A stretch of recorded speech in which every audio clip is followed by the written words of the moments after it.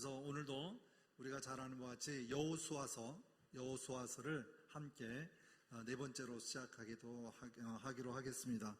먼저 지난번에 있었던 우리가 했던 내용들을 다시 한번 살펴볼 텐데요. 먼저 중요한 것은 창세기, 출애굽기, 레위기, 민수기, 신명기까지 모세 오경, 쉐마라고 하는 이 모세 오경은 굉장히 중요합니다. 전체적으로 따지면 하나님의 말씀에 순종하면 살고 불순종하면 죽는다. 다시 말하면 순종하면 복받고 순종하지 아니하면 불순종하면 우리에게 징벌과 죄가 벌이 있다는 것을 우리가 알 수가 있습니다. 그래서 큰 틀을 내서 얘기를 나눴습니다. 그래서 오늘 이야기는 가나안 땅을 향하여 들어가는 관문에서 이제 요단강을 건너고 이제 젖과 꿀이 흐르는 땅을 들어가기 위한 첫 번째 가나안 족속과의 싸움의 전투를 이야기합니다. 그 중에 두 가지가 있는데 하나는 여리고성, 두 번째는 아이성입니다. 아이니까 뭐 어린아이가 아니라 아이성입니다. 그래서 우리가 잘 아는 바와 같이 많은 전투가 있었음에도 불구하고 이 여리고성과 아이성을 대조시키는 이유 중에 하나는 여리고성은 하나님께 절대적인 순종에 의해서 얻어지는 승리고, 그 다음에 아이성은 자만과 교만에 의해서 패배하는 그러한 성이기에, 전투기에 두 개를 대조적으로 여호수아서에서 얘기하고 있는 것을 우리가 살펴볼 수가 있습니다. 그렇다면 지난주에 있었을 때에 요단강을 건넌 후 그들이 여리고성을 전투에 임하는 자세를 할 때에 먼저 양식을 준비해라 라고 하셨어요. 이제 여리고성이 눈앞에 있는데 그것을 어떻게 대응해야만이 할까요? 아마도 많은 사람들은요, 이제 우리의 목적이 어디죠?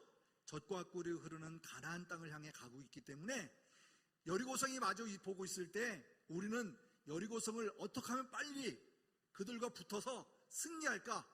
하나님이 우리에게 승리를 주셨다고 했으니까 빨리 점령하고 빨리 해치우고 그리고 하나님 말씀대로 진멸하고 그리고 가나안 땅으로 빨리 가고 싶은 마음이 아마 있지 않았을까 생각이 되어집니다.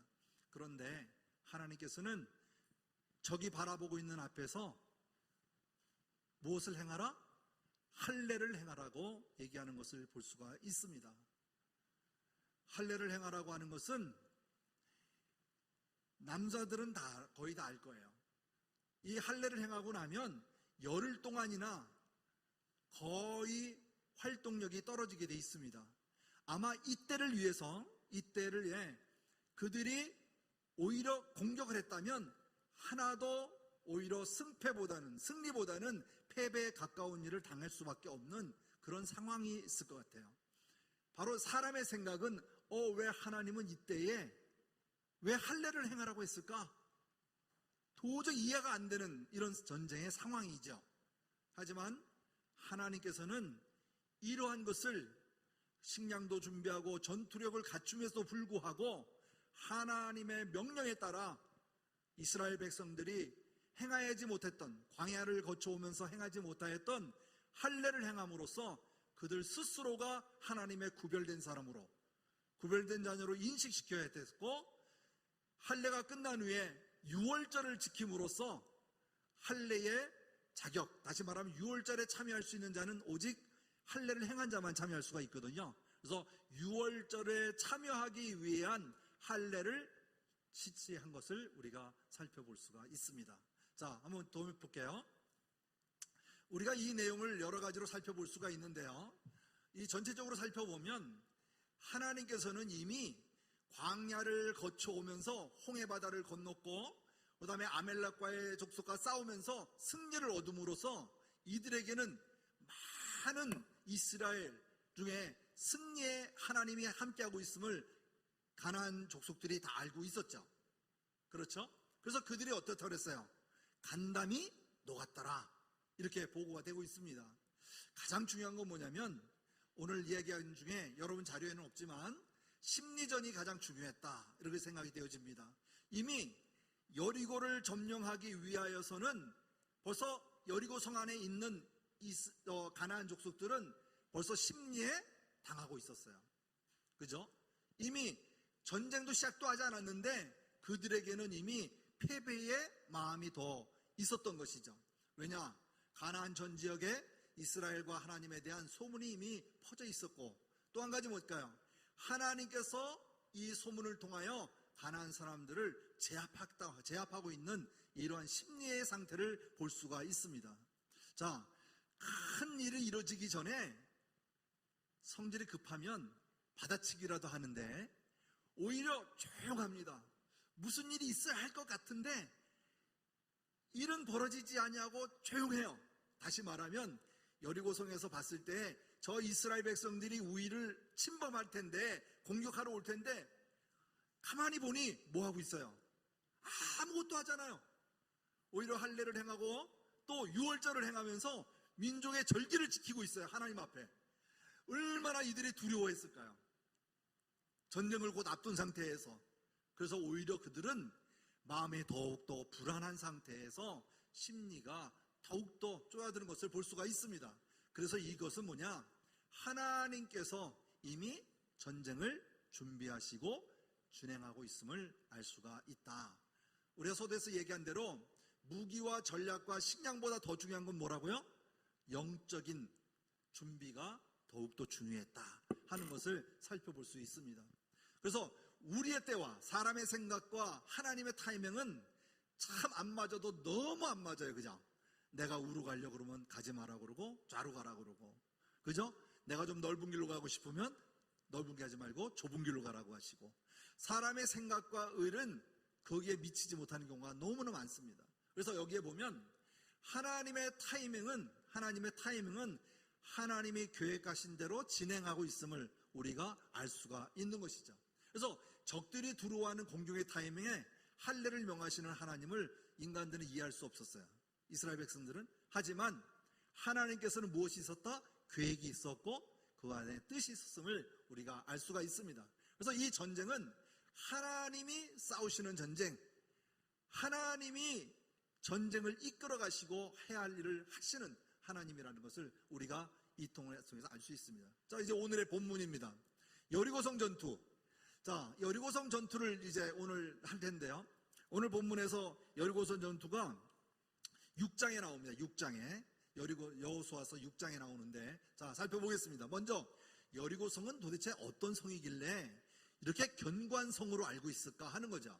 찾아보니까 여리고성은 내벽 등이 두 겹으로 되어 있고 외벽은 5m 정도의 높이에 기초 성벽 위에다가 또 두께가 2m, 높이가 또 7m의 진흙벽돌로 세워졌다, 이렇게 얘기하고 있습니다. 또 내벽으로는 지상으로부터는 14m, 그리고 경사각을 줬는데 누구도 거슬러 올라가지 못하도록 35도의 각도로 경사를 지게 만들었어요. 그래서 쉽게 성문을 통해서 들어오지 않는 이상은 담벽을 타고 넘어오기가 쉽지 않은 그런 아주 견고한 철옹성입니다. 자, 그래서 보면 뚝 위에 다시 높은 솟아오른 내성벽의 구조로 되어 있어서 그 난공불락의 구조, 이중성벽을 쌓이고 있다 말씀드리고 있습니다. 그래서 6장 1절 말씀의 시작은 어떻게 나오냐면 이스라엘 자손들로 말미암아, 누구로 말미암아? 이스라엘 자손들로 말미암아 여리고는 굳게 닫혔고 출입하는 자가 없더라. 아주 그냥 문을 닫아놓은 상태죠. 우리 옛 성들을 보면 말이죠, 이렇게 사방에 성벽이 있으면 문이 있어요. 그리고 문에 보면 다리가 하나 있어요. 그죠? 그래서 아침 6시가 되면 문을 드르륵 내려서 많은 사람들이 밖에 나가서 농사를 짓고 저녁 때가 되면 다 돌아오죠. 그러면 다시 다리를 거두고 성문을 닫아버리죠. 그래서 어느 누구도 밤에는 들어왔다 나갔다 할 수가 없어요. 이렇게 아주 보안을 위해서 또는 그 성곽을 지키기 위해서, 성하는 사람을 지키기 위해서 이렇게 철저하게 문을 막는 것을 볼 수 있습니다. 근데 이것은 뭐냐? 이스라엘 백성들이 두려운 존재이기에 그들은 여리고 문을 굳게 닫았고 그 위로 출입하는 자가 없었다. 이렇게 6장 1절에서 시작하는 것을 볼 수가 있습니다. 자, 사진으로 볼게요. 넓은 사진도 있지만 이렇게 이중성벽으로 되어 있음을 볼 수가 있습니다. 우측에 보면 이중성벽이 있죠. 거기 보면 성 먼저 올라가는 1중에 있는 성 안에 있는 거기에 가장 좀 가난하고 환경이 좀 어려운 사람들이 살고요. 그 다음에 이 성벽 안에는 그래도 지위가 있고 사는 사람들이 거기에 살고 있는 거죠. 그래서 기생라합은 저 북쪽 편에 일성곽 안에 살고 있었던 것을 고고자 얘기하고 있습니다.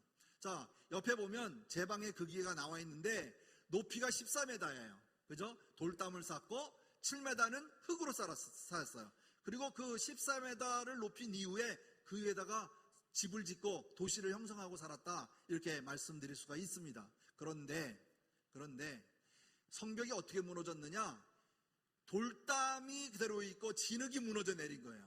진흙이 이렇게 무너져 내려서 작게 보이는 이 맨 밑에 있는 사람이에요. 예? 이스라엘 백성들이 있는데 이 성벽에서 무너져 내린 그 돌담을 건너서 그냥 산에 오르지 타고 올라가는 것을 볼 수가 있습니다.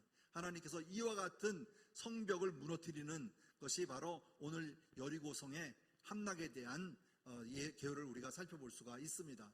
자, 여리고 지역은 해발 마이너스 300m에 있고요. 예루살렘은 800m 있어요. 그러니까 기준점으로 보면 가장 세계에서 낮은 곳이 사해잖아요. 그죠? 그래서 거기서 보면 해발 300m에 위치하고 있고, 그래서 여리고에서는 예루살렘을 가려면 올라가게 되는 거죠. 그죠? 우리가 올라간다 내려간다 얘기할 때, 그죠? 우리는 올라가는 것이 이제 예루살렘 향해서 올라가게 되는 거거든요. 자, 이때 그래서 우리가 마태복음에 보면 선한 사마리아의 사람이 강도를 만난 그 지역이 있죠. 이게 바로 뭐냐? 바로 여리고에서 예루살렘 올라가는 그 길가, 그 길에서 강도들이 많이 출몰하는 지역이기도 했어요. 또 한 가지 뭐냐? 여리고에서 예를 올라가기 위해서 쉬어가는 장소, 다시 말하면 이 여리고는 많은 사람들이 모이고 머물렀다 가는 그런 여리고의 지역상 특성이 있었다 하는 것을 볼 수가 있습니다. 자, 그렇다면 6장의 오늘 이야기는 여리고성의 전투를 하는 데 있어서 하나님이 그 공격과 방법에 대하여 그대로 설명하고 있어요. 그런데 전략이 달라요. 이 여호수아서에서 반복되는 얘기가 뭐냐면 여호와께서 여호수아에게 먼저 얘기합니다. 이해되시죠? 그러면 또 이어서 여호수아가 누구에게 얘기할까요? 제사장들한테 얘기합니다. 그리고 제사장에게 한 이야기를 또 여호수아가 백성들에게 그대로 얘기합니다. 어떻게 보면 반복되는 구절이 상당히 많아요. 사건의 전개가 그와 같았더라, 그대로 행하였더라 이렇게 말하면 되는데 그렇지 않고 하나님께서 여호수아에게 한 이야기를 그대로 제사장에게 얘기하게 되고 백성들에게 그대로 얘기한다. 이 말은 뭘까요? 절대적인 순종에 있습니다. 행함의 순종. 그래서 하나님께서 지시한 대로 백성들에게 전달하는 과정, 이렇게 설명할 수가 있습니다. 그래서 우리가 6장 1절 말씀에 보면 여호와께서 여호수아에게 이르시되 이렇게 나오고, 6절 말씀에 보면 눈의 아들 여호수아가 제사장들을 불러 그들에게 이르시되 이렇게 얘기하고, 8절 말씀에 보면 여호수아가 백성들에게 이르기를 그대로 하나님으로부터 들었던 모든 공격과 방법을 백성들까지 공지하고 있는 것을 알 수가 있죠. 그래서 이 방법을 살펴볼까요? 우리가 잘 아는 대로 성 주위를 매일 한 번씩 돌되 6 동안 그리하라. 자, 이 이야기를 들면 문을 잠그고 바라보는 여리고 사람들은 얼마나 두려웠을까요? 언제 공격할까? 우리가 어떻게 대비할까? 할 텐데 그냥 하루에 한 바퀴씩만 도니까 얼마나 그들이 봤을 때 날수를 알 수도 없고 아무것도 알 수 없는 상황에서 그들에게는 심리적으로 더욱더 불안한 상태를 갖게 되지 않았을까 보아집니다. 근데 보면 이 4절 말씀해 보세요. 제사장 7은 7 양강나팔을 잡고 언약궤 앞에서 나갈 것이요 7째 날에는 그 성을 7번 돌며 그 제사장들은 나팔을 불 것이다, 이렇게 얘기하죠. 그렇죠? 다시 말하면 나팔 소리가 들릴 때 다 같이 큰 소리로 외쳐 부르라. 뭐라고 부르라고 했을까요? 그런 얘기는 없어요. 야, 무너져라 하든지, 그죠? 어떤 함성을 질렀을 거 아니겠어요? 아니면 여호와에 대한 의지에 대한 그런 소리를 외치지 않았을까? 예? 신뢰하는 소리를 외치지 않았을까? 이렇게 생각이 되어지는데 다 큰 소리로 외치는 것밖에 없어요. 그럴 때에 성벽이 무너져 내리리라. 그때 백성은 앞으로 올라갈지라 라고 명령하셨어요. 방법을 다 말씀하셨어요. 자, 여기서 이 나팔 불 때라는 말이 나오죠. 나팔 불 때. 나팔 불 때. 언제 나팔 불었죠? 이스라엘 백성들이 출발할 때, 시내산에서 머물러서 이제 가나안 땅으로 가기 위하여, 그죠? 출발할 때도 이 나팔을 불었어요. 그래서 많은 이 백성들이, 그 200만이라고 하는 백성들이 그 소리를 듣고 앞에는 무장한 군인들을 세우고 그 뒤에는 야강나팔 분 7명의 제사장이 들고 그 뒤에는 법궤가 있고 그 뒤에는 많은 무리의 백성들이 뒤쫓아가는 그런 행렬을 가게 되어집니다. 여기 여리고를 돈다고 할 때도 똑같은 방법이에요. 똑같은 순서대로 이렇게 행진하는 것을 볼 수가 있습니다. 자, 6장 5절 말씀에 양강나팔을 길게 부르라고 말했죠. 이것은 무슨 의미를 갖고 있느냐? 바로 민수기 10장 9절 말씀을 우리 한번 읽어볼까요? 또 너희 땅에, 한번 읽어보겠습니다. 시작. 또 너희 땅에 너희가 자기의 압박하는 대적을 치러 나갈 때는 나팔을 크게 불지니 그리하면 너희의 하나님 여호와가 너희를 기억하고 너희를 너희의 대적에게서 구원하시리라. 바로 이 약속입니다. 대적을 치러 나갈 때는 어떻게 하라고요? 나팔을 크게 불라. 그러면 하나님께서 너희를 기억하고 그리고 너희 대적들에게서 너희를 구원하시겠다라고 하는 약속을 이행하기 위하여서 바로 여리고성의 마지막 날에 양강나팔을 크게 불러 그들에게 소리를 외치라고 말하는 이유가 여기에 있음을 볼 수가 있습니다. 바로 하나님의 말씀을 행한 것을 그대로 이루시는, 하나님께서 그대로 우리를 통해서 그 약속의 도우심을 통해 성공의 이유를 말씀으로 갚아주시는 것을 우리가 살펴볼 수가 있습니다. 자, 이와 같습니다. 매일 한 바퀴를 6번 이렇게 돕니다. 그죠? 이렇게 돌아요. 그래서 여리고성 함락할 때 10절 말씀에 보면 여호수아가 백성에게 명령하여 이르되 너희는 외치지 말며 너희 음성을 들리게 하지 말며 너의 입에서 아무 말도 내지 말라.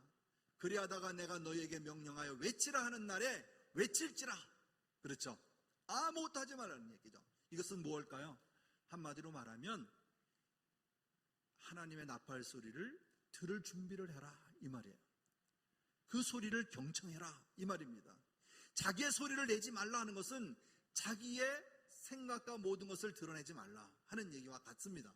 그래서 이 여리고성의 함락은 오로지 하나님 말씀에 절대적으로 순종하였음을 알 수 있어요. 성경에 나와 있지 않죠. 누가 떠들었다든지 누가 얘기를 나눴다든지 누가 소리를 내지 않았다든지 이런 얘기 없어요.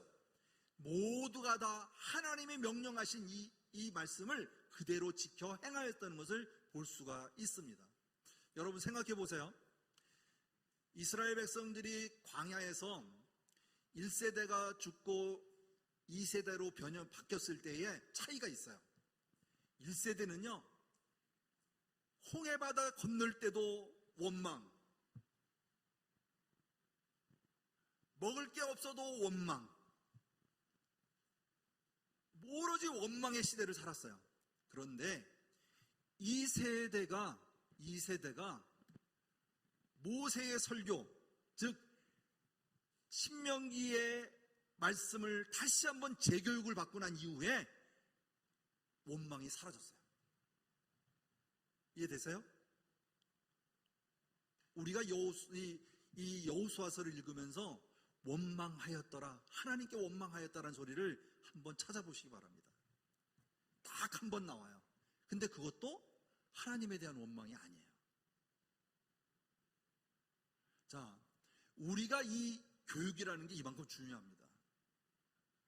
그들이 1세대는 모두 다 죽고 여호수아 갈렙만이 오로지 하나님의 말씀에 순종한 자만이 살아났던 것 같이, 지금 2세대 가나안 땅을 들어가기 위한 이 2세들에게는 오로지 거역이 아니고 원망이 아닌 단 한 가지, 절대적인 하나님의 말씀에 순종하고 있는 것을 우리가 알 수 있는 것이죠. 그래서 여기서 보면 반복되는 구절이 몇 번 나오는데 온전히 바치라, 바쳤다라는 말이 나옵니다. 오늘 이 여리고성을 점령하기에 앞서서 하나님께서 여호수아에게 얘기합니다. 뭐라고 얘기할까요? 17절, 18, 19절 말씀에 보면 이 성과 그 가운데 있는 모든 것을 온전히 여호와께 바쳐라. 기생나합과 그 집에 동거하는 자는 그들은 살려주되, 그죠?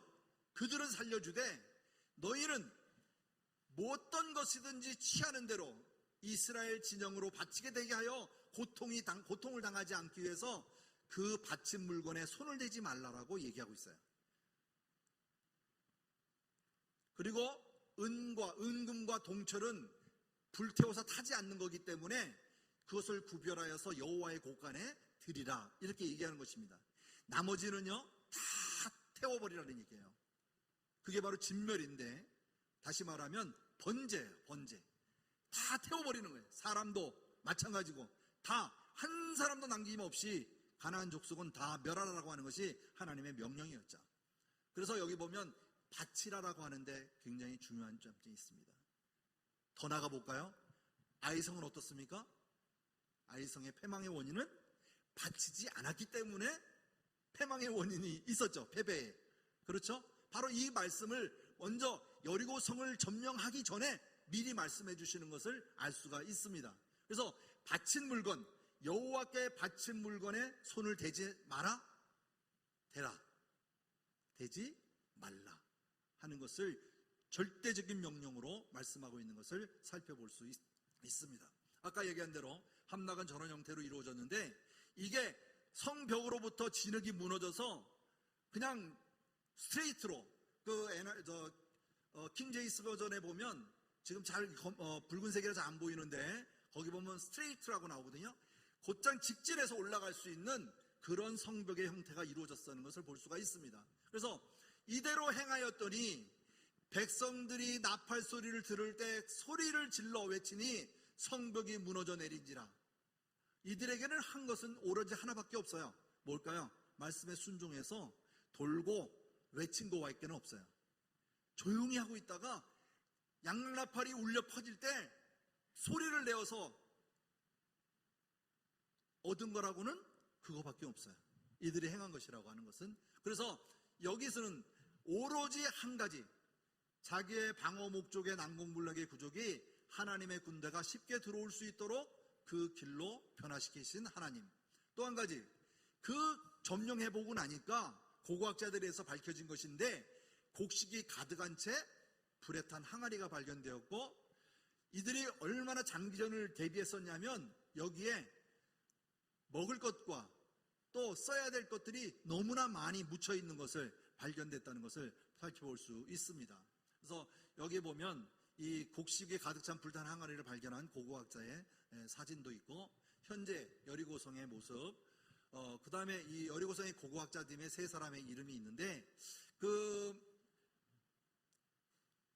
무너졌던 개념은 화재로 일어나서 여리고가 무너진 것이 아니라 먼저 돌이 무너지고 나서 화재가 난 것으로 이렇게 얘기한 사람도 있고, 저 사람은 뭐 불신자인데도 캐더린 개념은 그렇게 얘기합니다. 그리고 독일의 고고학자는 북쪽 성벽이 무너지지 않았다는 것을 얘기했어요. 그게 뭘까요? 유추해 보면 북쪽 성곽에 누가 있었다 그랬죠? 기생나합이 있었던 곳은 무너지지 않았을까, 그런 유추를 하는 것으로 볼 수가 있습니다. 자, 그렇다면 지금은 현재 여리고성의 모습은 저렇게 성곽으로만 남고 지금도 계속적으로 고고학적으로 발굴하고 있는 중에 있습니다. 자, 성벽의 상태를 보고 있는데요. 자, 여리고성 전투의 의미는 뭘까 할 때 굉장히 힘든 엄청난 순종의 사건이죠. 그렇죠? 한마디 말하면 하나님의 말씀을 지켜야 되는 데 있는 거예요. 그래서 이거는 오직 하나님께서 요구하시는 것은 믿음으로만 가능한 것을 하나님께서 요구하고 있다 하는 것이고, 또 한 가지 뭐냐면 왜 우리 생애에는 여리고와 같은 이런 성이 무너지지 않는 이유가 무엇일까 생각해 보면 이러한 하나님의 말씀에 100% 순종이라는 걸 못하기 때문에 그렇다고 봐요. 내 생각과 나의 마음과 자만과 또 나의 의지가 더 강하기 때문에 만약에 하나님으로부터의 말씀에 대한 순종이 우리의 나의 삶 속에 100% 이루어진다면 분명히 여리고성과 같은 놀라운 기적들은 우리 눈에 일어날 줄 믿습니다. 우리가 하나님의 말씀에 대한 순종은 절대적입니다. 어느 것도 내세울 수 없는 것이죠. 자, 그렇다면 기생라합은 하나님의 말씀대로 이렇게 살아났어요. 구원을 받았어요. 그렇죠? 그래서 22장부터 25장에 이렇게 내려가다 보면 여호수아 기생라합과 그의 아버지 가족과 그에게 속한 모든 것을 살렸으므로 라고 얘기하죠. 그 이유가 뭘까요? 정탐꾼을 살렸다는 얘기 아니겠어요? 자, 그래서 여리고 성에 있는 모든 것은 다 불타버려지고 그리고 여호와의 성을 곳간에 옮겨졌지만 이들에게는 생명이 살려 있다는 것을 간접적으로 구원의 완성을 얘기하고 있는 것을 볼 수가 있습니다. 그래서 히브리서 신약의 히브리서 11장 31절을 보면 이렇게 얘기하죠. 믿음으로 기생라합은 정탐꾼을 평안히 영접하였으므로, 굉장히 중요하죠. 평안히 영접하였으므로 순종하지 아니한 자, 다시 말하면 여리고성에 머물러 있는 자들과 함께 멸망하지 아니하였다 하는 것을 말씀하고 있는 것을 살펴볼 수 있습니다. 그래서 믿음은 들은 대로 믿었고 믿음은 행한 대로 얻어지는 여인의 삶이 바로 라합이었다 하는 것을 우리가 알 수가 있습니다. 근데 라합은 어떠한 사람인가 보세요. 이 유다 지파의 살몬이라고 하는 사람과 결혼해서, 그죠? 결혼해서 얻어지는 게 보아스입니다. 보아스. 다음에 루스에 대해 나오죠. 보아스. 자, 보아스는 또 오벳을 낳고, 오벳은 이새를 낳고, 이새는 누굴 낳았을까요? 예, 다윗을 낳았어요. 그래서 이것이 바로 하나님의 구원의 계보, 예수님의 계보가 되어집니다. 다시 말하면 어떤 사람은 얘기하더라고요. 이 살몬이 두 정탐꾼 중에 한 사람일 것이다 라고 얘기하는, 이건 낭설이 아직까지는요. 예, 전례 얘기 나오는 얘기를 하고 있는데 그거는 성경에 누구라고 나와 있지 않기 때문에 말할 수 없지만, 살몬과 라합의 일로 인하여 다윗의 자손으로 이루어지는 사건이 바로 라합의 구원에 있음을 우리가 알 수가 있습니다. 자, 그래서 이 말씀의 6장 마지막에 보면요, 이 여리고 성에 대한 저주를 해요. 하나님께 저주를 하는데, 이 말씀은 26절 말씀, 우리 한번 다 같이 한번 읽어볼까요? 시작. 여호수아가 그때 맹사여 이르되 누구든지 일어나서 이 여리고 성을 건축하는 자는 여호와 앞에서 저주를 받을 것이라. 그 기초를 쌓을 때에 그의 맏아들을 잃을 것이요 그 문을 세울 때에 그의 막내 아들을 잃으리라 하였더라. 이러한 저주의 말씀을 하셨어요. 그런데 그동안 여리고성을 건축하는 사람이 있었을까요? 없었을까요? 없었어요. 그런데 분열왕국 시대에 아합의 시대에 보면 베델 사람 하엘이 여리고를 건축하는데 그가 그 터를 쌓았을 때에 맏아들 아비람을 잃었고 그 성문을 세울 때에 막내아들 수굽을 잃었다. 이 말을 볼까요? 여호와를 통해서 하신 말씀같이 되었더라 얘기하고 있어요. 다시 말하면 열왕기상에 얘기하고 있는 이 내용이 하나님께서 저주를 한 그 얘기를 무시하고, 말씀을 무시하고 여리고의 성을 세웠을 때에 이와 같이 말씀 그대로 두 아들을 잃게 되는 사건이 완성되는 것을, 성취되는 것을 볼 수가 있습니다. 그래서 이후로는 여리고성이 세워졌을까요? 안 세워졌을까요? 예, 아까도 무너진 성벽을 보았죠. 네, 그 이유는 저도 모르겠어요. 하지만 성경에는 여리고성을 세웠다라고 하는 말씀은 없습니다. 자, 그래서 이 말씀의 저주가 바로 이루어졌다는 것을 우리가 살펴볼 수가 있겠죠. 자, 이제 하나님 말씀의 순종, 뭐가 있었죠? 첫 번째, 요단강 도하 사건입니다. 전적인 하나님의 말씀에 의하여 이들은 그대로 따라 순종했다 하는 것을 알 수 있어요. 그렇죠? 물이 흐르고 있는 곡식대 거둘 때가 되어서 물이 풍부한 때에 요단강을 건너는 일, 그들은 두려움도 있었지만 말씀대로 하라고 했을 때, 법궤가 물가에 들었을 때, 제사장이 발을 들였을 때 물이 위에 머무르게 되어지고 마른 땅이 되어지고 이스라엘 백성들이 다 건너게 되는 말씀에 순종한 사건, 전적인 말씀에 순종의 사건이죠. 자, 두 번째가 뭘까요? 바로 할례 사건입니다. 전적인 하나님의 영적 의, 그죠? 영적의 준비를 위하여서 할례를 행했던 이 사건도 하나님의 말씀에 순종에 대한 사건임을 우리가 알 수 있습니다. 그렇다면 세 번째 사건은 뭘까요? 금방 한 대로 여리고성 함락입니다. 이 세 가지가 여호수아를 시작하면서 여호수아가 모세와 같은 대비되는 사람으로 대깔공원의 형태로, 홍해가 있었으면 요단강이 있었고, 유월절이 있었으면 여기도 유월절이 있었고, 같은 일을 행하게 하는 것이죠. 그렇죠? 그럼으로써 하나님의 리더자의, 하나님의 역할을 담당하는 리더자도, 모세도 여호와도 그 능력을 하나님께 있음을 얘기하고 있음을 살펴볼 수가 있습니다. 자, 그렇다면 여기까지가 하나님의 말씀의 순종이에요. 자, 그 다음에 뭘 얘기하고 싶어서 이 얘기를 했을까? 온전히 바치지 못한, 바로 아이성 전투의 얘기가 7장에 나옵니다. 7장. 근데 재밌게요, 7장의 시작은 이미 결말을 얘기해주고 시작을 해요. 7장에서 결말을 얘기하고 있는데, 7장을 살펴보면 7장 1절 말씀에 보면 이렇게 나와요. 하반절에 보면 아간이 온전히 바친 물건을 가졌음이라 여호와께서 이스라엘 자손들에게 진노하시느니라. 7장 1절에 그렇게 말씀하고 있어요. 그래서 이 아이성 전투는 1절 말씀, 2절 말씀 보세요.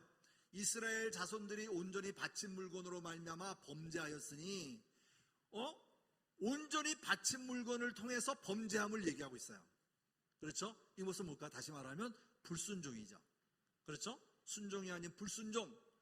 아간이 온전한 물건을 가졌음이라 말씀하고 있습니다. 자, 그래서 그러고 나서 2절부터는 그 개요를 설명하고 진행되는 이야기를 설명하고 있어요. 서술하고 있는데, 여기 보면 여호수아가 여리고에서 사람을 해가지고 아이로 보내게 되고 그 땅을 정탐하라고 내보내게 돼요. 그죠? 정탐하게 되어집니다. 자, 올라가서 아이성을 정탐하고 왔어요. 보니까 2-3천 명만 올라가서 아이를 치게 하소서. 그들이 소수이니 모든 백성이 그리로 보내어 수고롭지 않게 마소서. 수고하지 않도록 적은 인원을 보내서라도 그냥 치겠다, 이렇게 얘기하는 것이죠. 그래서 백성 중에 3,000명을 아이성으로 보내게 되어집니다. 여기에는 하나님의 뜻이 아무것도 없어요. 아까 얘기했죠? 여호수아는 하나님으로부터 이야기를 듣고, 또 제사장들도 여호와서를 통해서 하나님의 뜻을 뵙게 되고, 또 백성들도 여호수아를 통하여 하나님의 뜻을 알게 되었는데, 여기에는 그런 게 없어요. 누가만 있어요? 여호수아와 백성들, 정탐꾼의 이야기만 있습니다. 그래서 이리 올라갔더니 36명쯤에 죽고 그들은 쫓겨났다. 그리고 마음이 녹아 물같이 되었다. 아주 패망의 짙음에 대하여 어찌할 바 모르는 이런 상황에 있음을 알 수가 있습니다. 자, 이때에 여호수아의 기도가 나옵니다. 바로바로 나오죠. 6절, 7절, 8절 말씀에 보면, 자, 옷을 찢고 이스라엘 장로들과 함께 여호와의 궤 앞에서 땅에 엎드려 머리에 티끌을 뒤집어 쓰고, 이건 완전히 회개하는 그런 자세를 의미하고 있는데,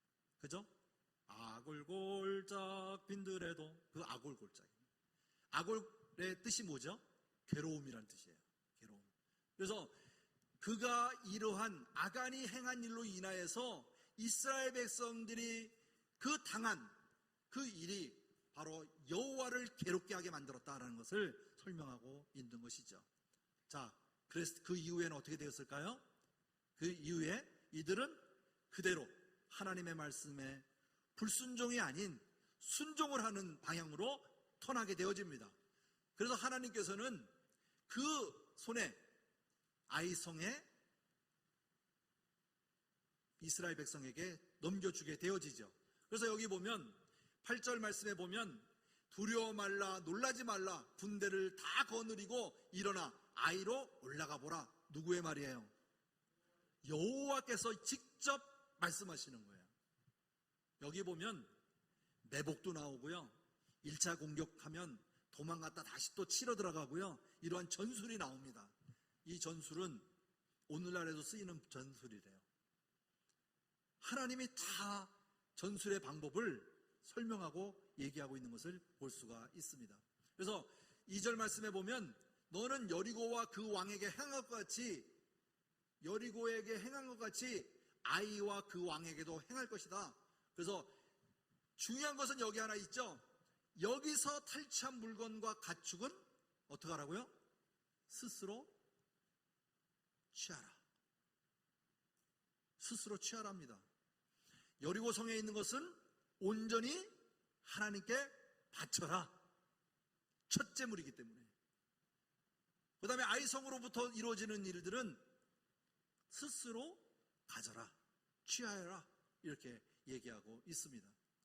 다시 말하면 매 순간 나의 삶을 통하여 나의 의지적인 행동으로 이루어지는 것이 아니라 온전히 하나님의 말씀에 귀를 기울이고 나팔 소리에 경청하여 소리를 지르는 것 같이 하나님 소리를 귀를 기울이는 삶이 되어야 합니다. 내가 어떠한 일이 있을 때 하나님께 먼저 여쭈어보고 하나님이 행하라는 대로 그 말씀대로 움직이는 그러한 삶이 우리에게 필요하다. 작은 일이라도 감사와 그 말씀의 순종이 우리에겐 중요하다는 것을 이 여리고성과 그리고 아이성의 순종과 불순종에 대한 차이를 우리는 살펴볼 수 있게 되어집니다. 그래서 이 아이성의 전투를 보면 여러분 자료에도 있듯이 이 사진을 한번 살펴보시면 되고요. 더 자세한 대로 보면 1차에 3만 명, 2차에 5천 명, 이렇게 해서 이 아이성의 전투는 2차 공격으로 승리하게 되어집니다. 이 공격성에 보면 이와 같은 지역적인 공격 방법으로 선택되어지는데 이것이 7장에 자세하게 기록되어 있음을 살펴볼 수 있습니다. 그래서 8장 25절 말씀에 보면 그날에 엎드려진 아이 사람들이 남녀 2만 5천 명이나 그 자리에서 12,000명이나 죽은 것을 우리가 알 수 있어요. 하나님께서 싹 걷어가셨다는 것을 알 수가 있다 하는 것을 볼 수 있죠. 그래서 이 27절 말씀에 보면 성읍에서 가축과 노략한 것은 여호와께서 여호수아에게 명령하신 대로 누가 탈취했다? 이스라엘이 탈취하였다. 이렇게 나옵니다. 오늘날 우리에게 가져라 하면 좋겠죠. 그죠? 하나님의 것은 구별하여서 말씀대로 행하였고 하나님이 취하라고 했을 때는 취하였습니다.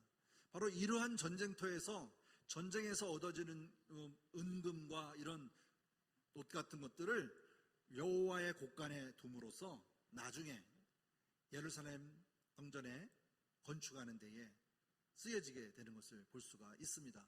자, 8장의 마지막에 보면요, 이와 같이 아이 왕도 죽임을 당하게 되는데, 죽임을 당했을 때에 나무에 달아서 해질 때까지 그 시체를 달아놔요. 그죠? 그러다가 해가 지게 되면 나무에서 내리는 것을 볼 수 있습니다. 이 모습은요, 예수님도 마찬가지예요. 예수님도, 그죠? 달아놨던 나무 십자가에 있던 시신도 바로 어떻게 했어요? 해졌을 때 내리는 이 얘기죠. 근데 여기서 아이성의 이야기는 우리가 잘 아는 바와 같이 신명기에 보면 뭐라고 되어 있냐면 그 시체를 나무 위에 밤새도록 두지 말고 그날에 장사하며 내 하나님 여호와께서 내 기업으로 주신 땅을 더럽히지 말라. 다시 말하면 나무에 달린 자는 하나님께 저주를 받았음이라. 이러한 용어를 통해서 땅을 더럽히지 않기 위해서, 하나님이 주신 그 땅을 더럽히지 않기 위해서 시신에 대한 부정을 거두는 것을 볼 수가 있습니다. 그래서 하나님의 저주가 내렸음을 보여주기 위하여서 그 시신을 내리는다. 다시 말하면 부정한 것을 제하였다는 것을 말씀 속에서 그대로 행하고 있음을 살펴볼 수 있습니다. 그래서 신명기에 나왔던, 다시 말하면 레위기에서 부정한 시체를 만지는 것에 대한 이야기를 그대로 계명적으로 실천해 가고 있음을 살펴볼 수 있습니다. 오늘은 여기까지만 할게요. 그래서 여리고성과 아이성의 함락은 이와 같습니다. 바로 여기서 요단강을 건너서 육지를 건너게 되어지고, 그 다음에 길갈에서 할례를 받게 되고 유월절을 지키게 되어지고, 그 다음에 여리고성을 침략하게 되고, 그 다음에 아이성을 점령하게 되는 사건, 바로 이러한 이야기들을 우리가 지금까지 8장까지 찾아왔습니다. 그렇죠? 예, 여기까지 왔습니다. 그래서 두 가지 사건을 통해서 하나님에 대한 말씀에 대한 절대적인 순종, 그리고 불순종에 대한 차이를 통한 우리의 삶을 한번 돌아보면 좋겠다, 이 생각이 되어집니다. 짧게 넘어가고 싶은데 그렇지 못하더라고요. 하면 할수록 오늘 여러분이 가지고 있는 자료보다 좀 몇 개 더 추가됐죠. 찾아보면 또 찾게 되고, 또 한 번 하게 되면 더 추가되고, 이래서 끊을 수가 없어서 저도 지금 괴롭습니다. 좀 빨리 끝내고 넘어가고 싶은데 못 넘어가요. 그래서 이것도 하나님이 주시는 같이 나누라고 하는 것이겠다 생각하고 그냥 순종하는 마음으로 그냥 갑니다. 여러분도 기억하시고, 더 많은 일을 위해서 여러분들이 9장부터 이제 12장까지잖아요. 12장까지 다 가면 전쟁이 끝나요. 앞으로의 전쟁은 없어요. 하나님께서 그냥 한 번에 쓸어버리기 때문에 중부전투, 남부전투, 중부전투, 북부전투 이런 식으로 끝나버려요. 석장에 거쳐서 끝나버려요. 나머지는 땅 분배에 대한, 이스라엘 백성들에 대한 땅 분배에 대한 이야기를 또 12장을 또 걸어가기 때문에 다음 주에는 이스라엘의 점령 사건으로 다음 주에 마무리하는 걸로 그렇게 하겠습니다. 한 주간도 승리하시고, 이 무더위에 잠이 안 오시걸랑 성경을 읽으십시오. 여호수아서를 읽어나가시기 바랍니다. 그러면 또 하나님이 또 잠을 주실지 어떻게 알겠어요? 그렇죠? 네. 여러분에게도 그러한 하나님의 사랑이기를 충분히 기도합니다.